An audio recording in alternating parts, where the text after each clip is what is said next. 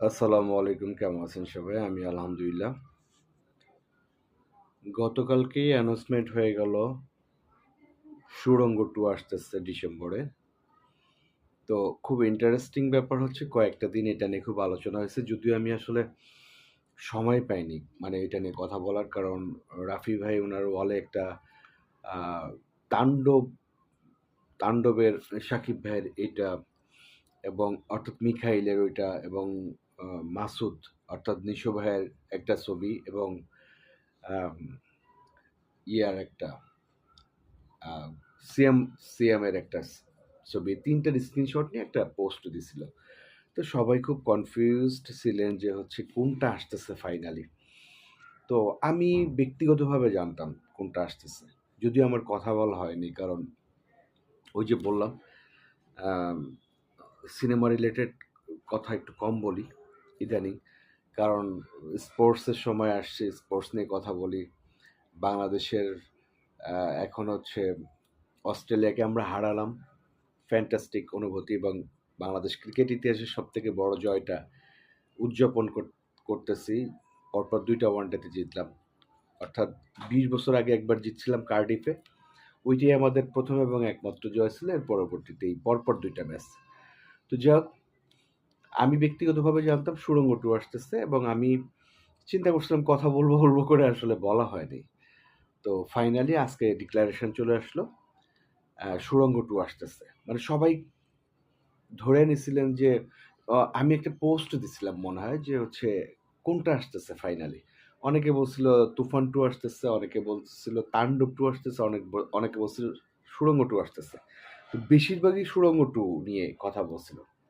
তো আমি আসলে জানতাম যে সুড়ঙ্গ 2 আসতেছে। তো ইন্টারেস্টিং ব্যাপার হলো যে একটা দু একটা ২ টা দিন আগে শাকিল ভাই আ আলফায় চরকি শাকিল ভাই, শাহরিয়ার শাকিল ভাই উনি একটা ডিক্লারেশন দিছিল যে ৩ টা সিনেমা আমরা আ নিশো ভাইকে নিয়ে আসতেছি এবং ৩ টা সিনেমা তথাকথিতভাবে না, ক্যারেক্টার ওয়াইজ না। এখানে মাসালাদার একদম নাচ, গান, ফাইট ভরপুর অ্যাকশন দিয়ে মানে নায়ক সুলভভাবে আসতেছে। নায়ক সুলভ বলতে কি?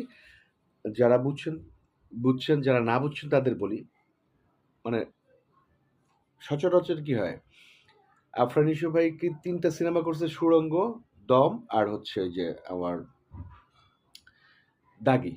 ৩ টা সিনেমায় কিন্তু একটু জীবনধর্মী ক্যারেক্টারগুলা। মানে উনি বাস্তবের বাইরে ওইভাবে যায় না যে একটা ঘুষি মারলাম অনেকগুলা লোক পড়ে যাবে, ঐরকম না। মানে হিরো না, ক্যারেক্টার। তো ওইটা থেকে বের হয়ে এখন হিরোইজমটা আ মানে হিরোদের যেভাবে পর্দায় দেখে, মানে ফ্যান্টাসির ভিতরে বসবাস, ওই টাইপের সিনেমাই হবে এবং এটার ইঙ্গিত দিছিল শাহের শাকিল ভাই।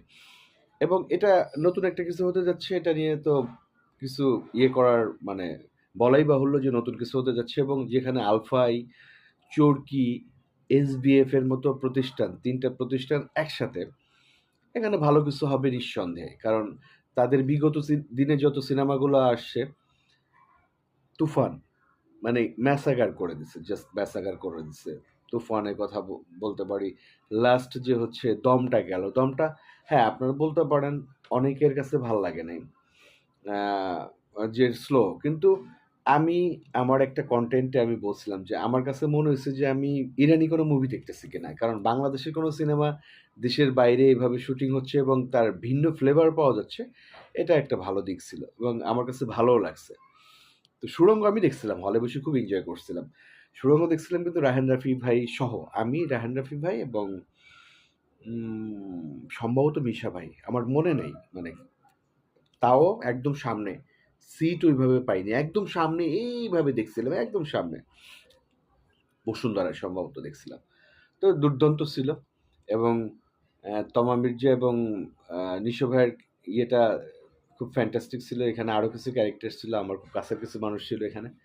তো ফাইনালি হচ্ছে ডিক্লারেশন আসলো সুড়ঙ্গ 2। এখানে এখন খুব মজার ব্যাপার হচ্ছে শাকিব ভাই অর্থাৎ মিখাইল ক্যারেক্টারটা কি থাকবে কিনা?